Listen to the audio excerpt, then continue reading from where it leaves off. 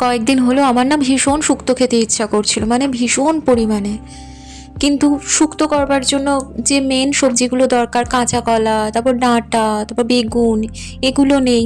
আবার আমার ফ্রিজটা ছোট হওয়ার জন্য এক্ষুনি গিয়ে এক গাদা সবজি ওগুলো কিনে নিয়ে আসতেও পারছি না, কারণ ফ্রিজের মধ্যে গাজর, বিনস, একটু ফুলকপি, পালং শাক, একটু কুমড়ো, অনেক কিছু রয়ে গেছে। সবজির জায়গাটাও তো ছোট ফ্রিজের মধ্যে, কত কিছু রাখবো আর। তো মাকে কালকে বলছিলাম কি করে শুক্তো খাওয়ার ইচ্ছাটাকে দমন করে রাখি। তো মা বললো কি কি সবজি আছে। আমি বললাম গাজর, আলু, বিনস, যেরকম নর্মাল সবজি। ফুলকপি তো আর শুক্তোতে দেওয়া যায় না। মা বললো তো তোর কাছে উচ্ছে আছে? আমি বললাম যে হ্যাঁ, উচ্ছে তো আছে, অনেকটাই আছে। বলছে তাহলে আর কি, ভাবিস না, করে ফেল, যা সবজি আছে বাড়িতে দিয়ে। শুক্তোর মশলাটা আসলে আমি অনেক আগে থেকেই একটুখানি করে রেখে দিয়েছিলাম। শুক্তোর মশলাও যখন তোকে করতে হবে না, তাহলে না ভেবে বানিয়ে ফেল। আমি বললাম একটু বড়িও আছে। বলছে তাহলে আর ভাবছিস কেন, একদম ভাবিস না। আর এমনিতে বেগুনটা আমি দিতে পারি না শুক্তোতে, সোমনাথে যেহেতু অ্যালার্জি আছে। তাই একদম নর্মালভাবে সিম্পল ওয়েতে আজকে সকালবেলা ঘুম থেকে উঠেই শুক্তোটা বানিয়ে নিচ্ছি। তেলের মধ্যেই 5 ফোড়ন দিয়ে দিয়েছি, তার মধ্যে সবজিগুলো দিয়ে একে একে ভেজে নিচ্ছি, মানে একসাথেই ভেজে নিচ্ছি। যেহেতু আলুটা ভাজতে একটু সময় লাগবে সেদ্ধ হতে, তাই জন্য আলুটা আগে দিয়েছি। আর শুক্তোর মধ্যে আলুগুলো আমার একটু বড় বড়, আর শুক্তোর মধ্যে আলুটা খেতেও আমার খুব ভালো লাগে।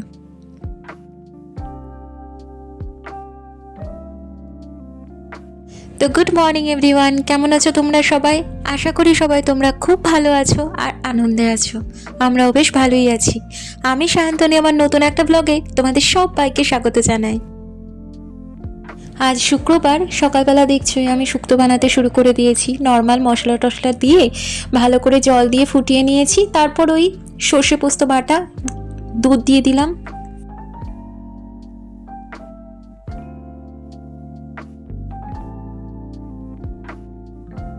একটু বড়ি দিয়ে দিলাম, আর শেষেই উচ্ছেটাও দিয়ে দিলাম। এবার পুরোটা ফুটে উঠলে একদম শেষে দিয়ে দেবো ওই ভাজা মশলাটা। ভাজা মশলাটা দিয়ে আর ফোটাবো না, ঢাকা দিয়ে রেখে দেবো। হ্যাঁ, মাঝখানে যখন সবজি সব কিছু সিদ্ধ হয়ে গেছিলো চিনিও দিয়েছিলাম। মানে মা বলেছিল দুধ, ঘি, চিনি, ওই ভাজা মশলাটা দিলেই শুক্তোর সেন্ট পুরো চলে আসবে।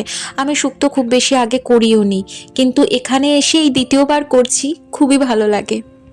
সোমনাথের জন্মদিনে করেছিলাম শুক্তো এখানে আসার পরে। জন্মদিনের ভিডিও তোমাদের সাথে শেয়ার করিনি, কারণ সোমনাথের না খুব একটা পছন্দ নয় নিজের জন্মদিন খুব বেশি করে আয়োজন করা, এগুলোও পছন্দ করে না। তাই আমি এরকম শাক, শুক্তো, ডাল, 5 রকম ভাজা, মাছ এই দিয়েই করেছিলাম, আর পায়েস করে দিয়ে দিয়েছিলাম, কিন্তু সেটা আর ব্লগে আনিনি।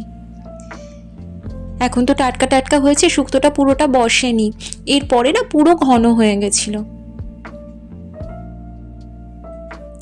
কালকের একটু ফুলকপি আলুর তরকারিও ছিল, সেই ফুলকপি আলুর তরকারিটাও বার করলাম। মা বলে তেতো খেয়ে উঠতে নেই, তাই জন্য কিছু একটা সবজি খেতেই হয়। এই দুদিন বেশ সুন্দর রোদ্দুর ছিল, ঝলমলে আকাশ ছিল, আজকে আকাশ একদম মেঘলা। আজকে ভাবছি একটু নান আর এই চানা মশলা বানাবো। তার জন্য আমি কালকেই আর কি কাবলি ছোলাটা ভিজিয়ে রেখে দিয়েছিলাম। তবে আজকে একটা ভুল হয়ে গেছে জানো, কাবলি ছোলাটা যখন সিদ্ধ করেছি নুন, হলুদ, ওতে একটু ধনে জিরে গুঁড়ো, লঙ্কা গুঁড়ো দিয়ে সিদ্ধ করেছি, কিন্তু ওর মধ্যেই তো একটু চায়ের টি ব্যাগ একটা ফেলে দেবো, সেটা না ভুলে গেছি। টি ব্যাগটা দিলে কালারটা বেশ সুন্দর কালচে মতো হয়। আজকে একটু লালচে লালচেই হয়েছে, টেস্টের কিছু পার্থক্য হয়নি, কিন্তু ওটা দিলে বেশ ভালো লাগে, ভুলে গেছিলাম। আর এখানে অনেকটা পেঁয়াজ, আদা, রসুন বাটা দিয়ে তার মধ্যে সমস্ত শুকনো মশলাগুলো দিয়ে ভালো করে কষিয়ে নিয়েছি। এরপর ওই সিদ্ধ করা ছোলাটা পুরোটা দিয়ে দিয়েছি। এরপর এটা ফুটুক, আর এর সাথে বানাবো নান।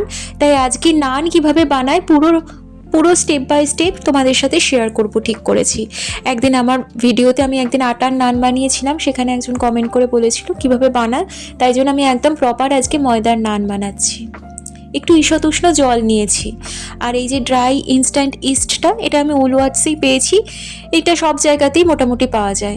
আমি মোটামুটি 10-12টা মতো করবো নান, তার জন্য 600 মতো ময়দা নিয়েছি, 1.5 চামচ ইস্ট নিয়েছি, আর একটা হোল চামচ চিনি নিয়েছি, দিয়ে পুরোটা ভালো করে মিশিয়ে নিয়েছি। চিনিটাই এই ইস্টটাকে অ্যাক্টিভেট হতে সাহায্য করে। ভুলেও এর মধ্যে নুন দেবে না, নুন ইস্টকে মেরে ফেলে, তাই জন্য নুনটা দেওয়া যায় না। ওই ঈষদুষ্ণ জলের মধ্যে ইস্ট আর চিনিটা মিশিয়ে ভালো করে গুলে নিয়ে ওটাকে রেস্টিংয়ে রাখবো।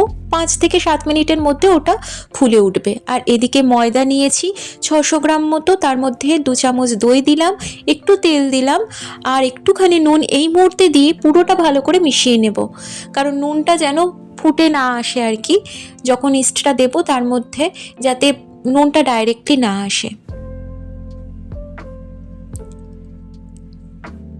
খুব ভালো করে মিশিয়ে নিতে হবে। এরপর মিশিয়ে নেওয়ার পর আমি তোমাদের দেখাচ্ছি ইস্টটা কীরকম অ্যাক্টিভেট হয়ে ফুলে উঠেছে। এই দেখো কতটা ফুলে চলে এসেছে না। এবার পুরোটা আমি এর মধ্যে দিয়ে দেব, তারপর আরও কিছুটা জল, এটা পুরোটা আর কি এই পাত্রটার মধ্যে যতটুকু আছে না আছে আর একটু জল দিয়ে সেটা গুলে ভালো করে তার মধ্যে ওই ময়দাটার মধ্যে দিয়ে ভালো করে মেখে নেব। একদম মাখাটা হবে খুব নরম নরম, একদম শক্ত নয়, পুরো মানে হাতে লাগা লাগা অবস্থা এরকম টাইপের হবে। ওটা যতটা করতে পারা যাবে নান ততটাই নরম হবে। এরপরে আমি বেশ খানিকটা তেল দিচ্ছি। এখানে আমি 600 গ্রাম মতো ময়দা নিয়েছি, তো মোটামুটি হাফ কাপ মতো তেল লাগবেই। তেলটা দিয়ে আবার ভালো করে ময়দাটাকে মেখে নেব। এখনো কিন্তু পুরোই নরম আছে, তেলটা দেওয়ার পর থেকে ওইটা একটু ছেড়ে ছেড়ে আসবে, যেরকম হাতে লাগা লাগা অবস্থায় ছিল না ওটা থেকে ছেড়ে ছেড়ে আসবে। এরপর আমি আরেকটুখানি তেল গাটাতে ভালো করে দিয়ে আর ওই যে পাত্রটাতে আমি মাখলাম সেই পাত্রটারও চারদিকে ভালো করে লাগিয়ে দিব, কারণ যখন ওটা রাইজ হবে না তখন ওই তেলের গায়ে গায়ে আটকে যাবে, যার ফলে ওটা ছেড়ে আসতে সাহায্য করবে। এই যে পুরো একদম মসৃণভাবে আমার মাখাটাও হয়ে গেছে। এবার আমি প্রথমে এটা দিয়ে ঢাকা দিয়েছি, কিন্তু তোমাদের ভালো করে রাইজ হওয়াটা দেখানোর জন্য আমি ভাবলাম যে ক্লিং র্যাপে যদি ভালো করে ঢাকাটা দিয়ে দিই তাহলে একদম মানে ট্রান্সপারেন্ট হবে, তোমরা দেখতে পাবে কীরকম ফুলে উঠেছে। এরপর এটা কোনো একটা গরম জায়গায় বেশ 3-4 ঘন্টা মতো রেস্টিংয়ে রাখতে হবে। তো আমার কাছে মেন জায়গাটাই হলো এটা হচ্ছে মাইক্রোওভেনের মধ্যে, চালু করে দিও না মাইক্রোওভেনটা, কিন্তু মাইক্রোওভেনের মধ্যে ঢাকা অবস্থায় রেখে দাও। আমার ওদিকে ছোলাটা হচ্ছে আর আমি এদিকে এটাকে রেস্টিংয়ে রেখে দিলাম। এখন দুপুরবেলা আমার রেস্টিংয়ে মোটামুটি অনেকক্ষণই ছিল, মানে 5-6 ঘন্টা মতো ছিলই, যত থাকবে ততটাই ভালো।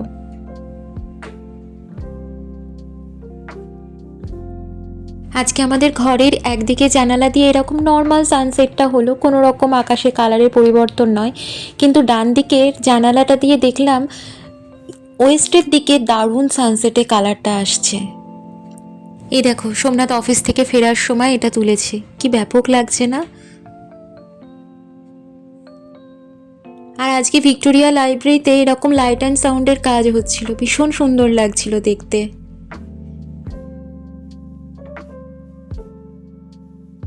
এখন সন্ধে ওই 6:30-7টা মতো বাজে, তোমাদের দেখাই কীরকম রাইসটা হলো। ময়দাটা দেখেছো পুরো একদম ফুলে ফেঁপে ওপরে উঠে এসেছে না, আর ওপরটা দেখো পুরো জালি জালি মতো হয়েছে, তার মানে ভীষণ ভালোভাবে এটা মানে ইস্টটা অ্যাক্টিভেট হয়ে জিনিসটাকে ফুলতে সাহায্য করেছে। আজকে ওই যে আরমান মোহিত ওরা আসবে সন্ধেবেলা মানে ডিনার করতে আমাদের এখানে, বলেছি ওদেরকে, তো ওরা এই নান তারপরে এই চানা মশলা এগুলো খেতেও ভালোবাসে, তাই জন্য আমি ভাবছি আগে থেকেই নানটা বানিয়ে রেখে দিই, কারণ তখন সবাই চলে আসবে, ওই এক এক করে আমি ওইভাবে বানিয়ে করতে পারবো না, আর তোমাদের যেহেতু ভিডিও করে দেখাবো ওর জন্য একটু জায়গা লাগে, সেটা সবসময় সম্ভব হয় না।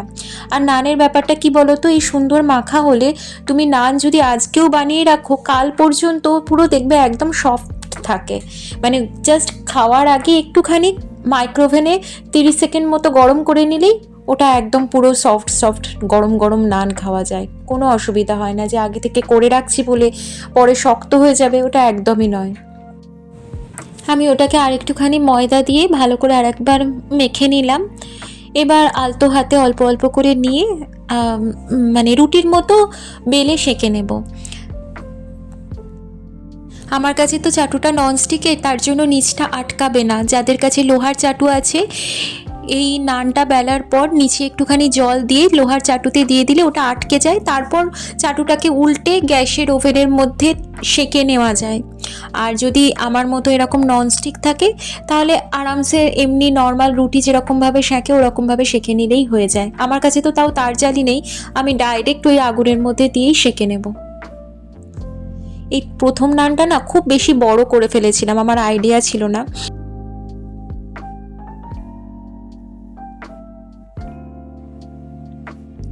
এই যে পুরো এরম বুটি বুটি বুটি বুটি উঠে আসছে, মানে নিচের দিকটা ভালোভাবে সেঁকা হয়ে গেছে। এবার তুমি ওপরের দিকটা করবে। আমি ডাইরেক্ট এরকম আগুনের মধ্যে দিয়েই সেঁকে নিয়েছি। স্নান একদম রেডি, ভেতর থেকে পুরোটা ভালোভাবে সেঁকা হয়ে গেছে। এর পরেরগুলো আমি একটু একটু ছোট ছোট করে করেছি, অত বড় আর করিনি। আর হ্যাঁ, আমি প্রথম দুটো নানে ওই যে একটু কালো জিরে দিয়ে একটু নানের ঢোকানোর জন্য করেছি, তারপরেরগুলোতে আর করিনি, নর্মাল করে দিয়েছিলাম। এর উপর একটু কালো জিরে আর ধনেপাতা দিলে নানটা দেখতে পুরো একদম রেস্টুরেন্টের মতো হয় আর কি।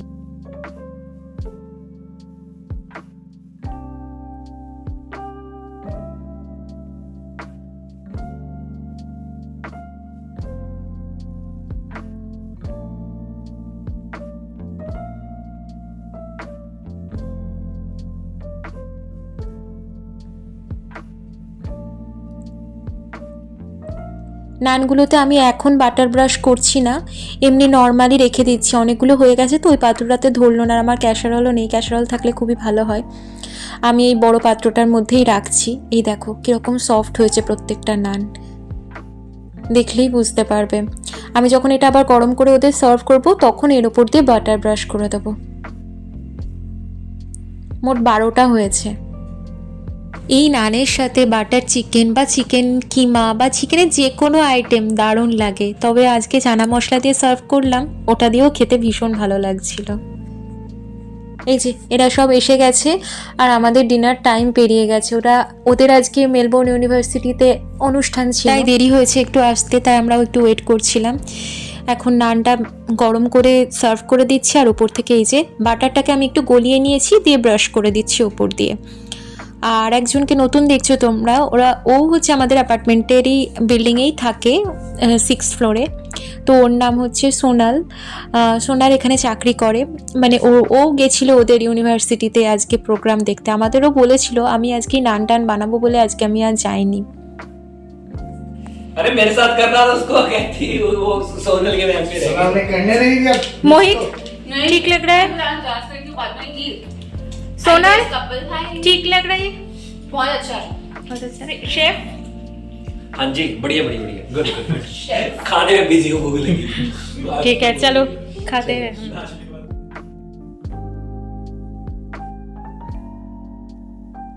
আর তোমরা জানোই ওরা এই ডিনারের পরে একটুখানি গরম গরম চা খেতে ভালোবাসে, তাই ওরা আসলে আমি এই ডিনারের পরে একটু চা বানাই, দুধ দিয়ে এলাচ টেলাচ দিয়ে ভালো করে একদম ঘন চা।